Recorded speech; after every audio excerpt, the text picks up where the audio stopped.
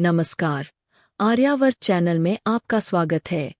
दोस्तों, पिछले कुछ दिनों से महाराष्ट्र और मुंबई में हिंदी भाषा की अनिवार्यता को लेकर राजनीतिक माहौल गरमाया हुआ था। मनसे अध्यक्ष राज ठाकरे ने हिंदी भाषा को कक्षा 1 से अनिवार्य न करने की मांग को लेकर विरोध प्रदर्शन का आह्वान किया था। राज्य सरकार ने राज्य में त्रिभाषा फार्मूला लागू करने का निर्णय लिया। इसमें यह निर्णय लिया गया कि कक्षा 1 से बच्चों को हिंदी भाषा पढ़ाई जाए। इसका विरोध करते हुए राज ठाकरे ने स्टैंड लिया कि हिंदी अनिवार्य नहीं होनी चाहिए। हालांकि मुख्यमंत्री फडणवीस ने स्पष्ट किया कि हिंदी अनिवार्य नहीं है, उस भाषा को वैकल्पिक रखा गया है। उसके बाद भी राज्य में महायुति सरकार के विरोधी लोगों सहित मराठी मीडिया ने चिल्लाना शुरू कर दिया कि हिंदी अनिवार्य होनी चाहिए, हिंदी अनिवार्य होनी चाहिए। राज ठाकरे और मनसे की भूमिका और उन्हें मिल रहे समर्थन को देखकर उद्धव ठाकरे डर गए। उन्होंने भी इस अनिवार्य हिंदी के खिलाफ आवाज उठानी शुरू कर दी। दरअसल 2020 में जब उद्धव ठाकरे मुख्यमंत्री थे, तब उद्धव ठाकरे ने माशेलकर समिति का गठन किया था और उस समिति द्वारा दी गई रिपोर्ट को स्वीकार किया था। उस रिपोर्ट में समिति ने पहली कक्षा से ही हिंदी को अनिवार्य बनाने का सुझाव दिया था। लेकिन अब जबकि उद्धव ठाकरे की सेना का अस्तित्व खतरे में है और उनके पास कोई राजनीतिक समर्थन नहीं है, तो उन्होंने इस कथित हिंदी अनिवार्यता को लेकर बवाल मचाना शुरू कर दिया। इस हिंदी अनिवार्यता को लेकर 5 जुलाई को एक मार्च निकाला जाना था। राज ठाकरे ने सभी से इस मार्च में भाग लेने की अपील की थी, चाहे वे किसी भी पार्टी से जुड़े हों। अब तक देखा गया है कि राज ठाकरे की सभा या मार्च में भारी भीड़ उमड़ती है। अब जबकि राज ठाकरे ने कहा है कि वे मार्च निकालेंगे, तो इसमें कोई आश्चर्य की बात नहीं है कि भाजपा युति के विरोधक विपक्ष ने इसके जरिए अपनी राजनीतिक रोटियां सेंकने का फैसला कर लिया हो। उद्धव ठाकरे की सेना ने इस मार्च में शामिल होने का फैसला किया है। उनके साथ ही राष्ट्रवादी कांग्रेस और कांग्रेस, जिनका मराठी और हिंदी आंदोलन से कोई संबंध नहीं है, वे भी अपनी चमक बिखेरने के लिए मार्च में शामिल होने जा रहे थे। मराठी मीडिया ने भी सपना देखना शुरू कर दिया था कि इस मौके पर दोनों भाई एक साथ आएंगे, लेकिन उन सभी को यह नहीं पता था कि उनका मुख्यमंत्री देवेंद्र फडणवीस से मुकाबला है। फडणवीस अपने विरोधियों को टक्कर करना जानते हैं।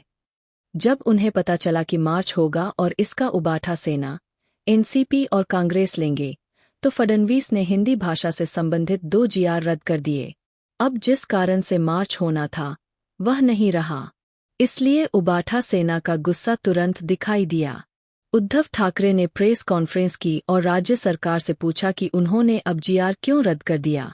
उन्हें पता था कि कई सालों के बाद उन्हें कुछ हासिल हुआ है, लेकिन फडणवीस की एक हरकत ने सब कुछ बर्बाद कर दिया।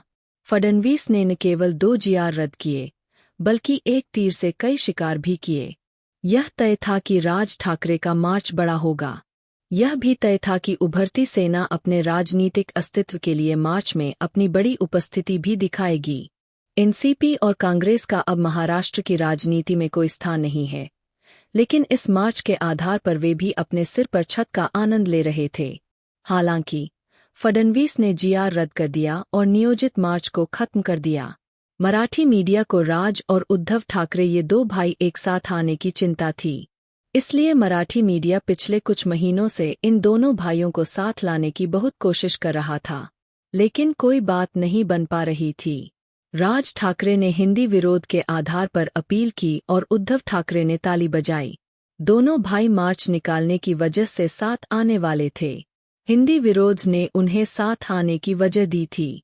इन दोनों भाइयों के किसी और वजह से साथ आने की कोई संभावना नहीं थी। राज उद्धव ने जिन भूमिकाओं के आधार पर राजनीति की, उसे देखते हुए यह तय था कि मराठी मीडिया चाहे जितना भी करे, ये दोनों भाई साथ नहीं आएंगे। जबकि यह सोचा जा रहा था कि मार्च के कारण वे साथ आएंगे, फडणवीस ने जीआर रद्द कर दिया। इसलिए मार्च नहीं होगा, यानी दोनों भाइयों के साथ आने की वजह खत्म हो गई। हिंदी का विरोध, उस पर मार्च निकालना और सोमवार से शुरू हो रहा विधिमंडल का मानसून सत्र, ये सब एक साथ थे। विपक्ष सत्र में हिंदी का मुद्दा उठाएगा और सदन में हंगामा करेगा। यह तय था कि काम नहीं होने दिया जाएगा। विधिमंडल के काम को व्यवस्थित करना सरकार की जिम्मेदारी है, जिसमें हिंदी के मुद्दे पर विपक्ष हस्तक्षेप करने वाला था।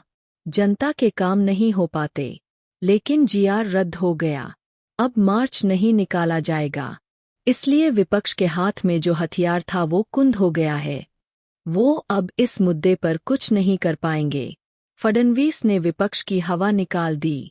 ठंडा करके खाओ, यही फडणवीस की रणनीति है। अगर कोई उनके खिलाफ कुछ कार्रवाई करता है तो फडणवीस तुरंत उसका जवाब नहीं देते, वो समय बीतने देते हैं। लेकिन फडणवीस से जो जवाब मिलता है वो ऐसा होता है कि वो बड़े बड़े सुरमा हाथ मलते रहते हैं। आज फडणवीस ने एक तीर से कई शिकार किए हैं।